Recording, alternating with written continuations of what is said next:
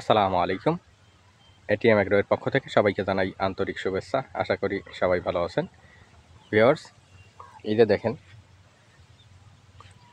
শশাগুলো পেকে গেছে, তারপরেও শশা উঠাচ্ছি না বা শশা ছেঁড়ার মন মানসিকতা নাই। কারণ হাটে নিয়ে যদি ফেলে দেওয়া লাগে, যদি ফেলানোর জায়গাও যদি না পাই, এমন পরিস্থিতিতে শশা ছেঁড়া আর না ছেঁড়া সমান কথা। দেখেন ভিউয়ার্স, প্রচুর পরিমাণে ফল আছে এখনও পর্যন্ত, কিন্তু শশার যে অবস্থা তাতে শশা ছেঁড়ার মন মানসিকতা আমার নাই। গত কয়েকদিন আগে আপনাদের একটা ভিডিওর মাধ্যমে বলেছিলাম যে শশা বা এই পাশে দেখেন আমার বিভিন্ন জাতের সবজি লাগানো আছে। তো এর মধ্যে একজন ভাই আমাকে কমেন্ট করে বলেছেন যে ভাই, অল্প অল্প পরিমাণে যদি সব কিছুই চাষ করেন তাহলে বাজার ভালো পাওয়া সম্ভব। আপনাদের জানাই আমি যে আমি এখানে 5% মতো শশা চাষ করেছি, মাত্র 5%। এর থেকে কম কিভাবে চাষ করা সম্ভব বলেন? মাত্র 5% শশা চাষ করেছি। এছাড়া 2% মতো ঝিঙ্গা, 2 বা 3% মতো ঝিঙ্গা, 3% মতো হচ্ছে ধুন্দুল।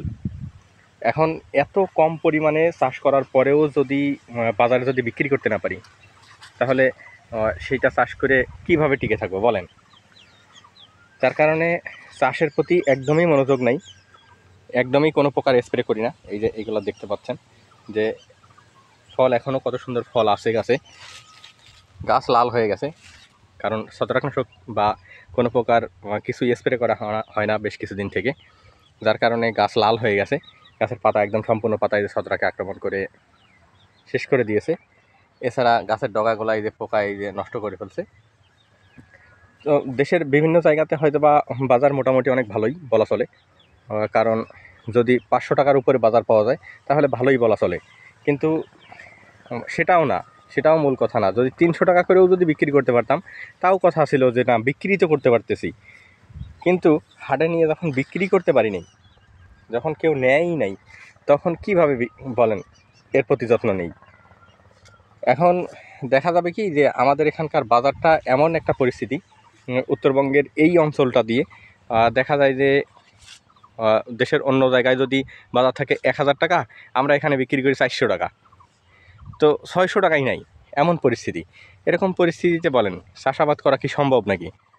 যার কারণে আমি সিদ্ধান্ত নিয়েছি যে এই ধরনের চাষ, সবজি বা অন্যান্য যেই ফসলগুলো দেখা যায় যে খুব দ্রুত পচনশীল, নষ্ট হয়ে যায় খুব দ্রুত, এরকম ফসল আমি চাষ করব না।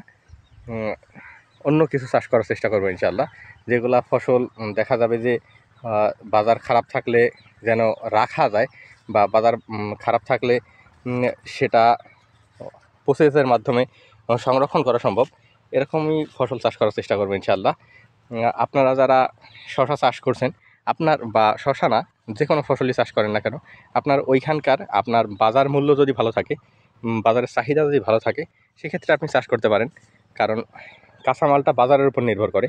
বাজার যদি ভালো না থাকে, সেক্ষেত্রে চাষ করা শুধুই বৃথা। যেমনটা আমি এখানে এবার করলাম। এর আগেও একবার চাষ করেছিলাম, এখানে আমি তখন বিক্রি করেছিলাম 65 টাকা মূল, গত বছর রমজানে। যার কারণে শশাটা এই অঞ্চলের জন্য শশা চাষ না, কারণ এখানে প্রচুর পরিমাণে শশা চাষ হয়ে থাকে। যার কারণে বাজার খুবই খারাপ হয়, বা খারাপ হয়ে দেখা যায় যে অন্যান্য জায়গা থেকে কমপক্ষে 300-400 টাকা আমাদের এখানে বাজার ডাউন থাকে। এই জন্যে শশা চাষের প্রতি আর মনোযোগ নাই।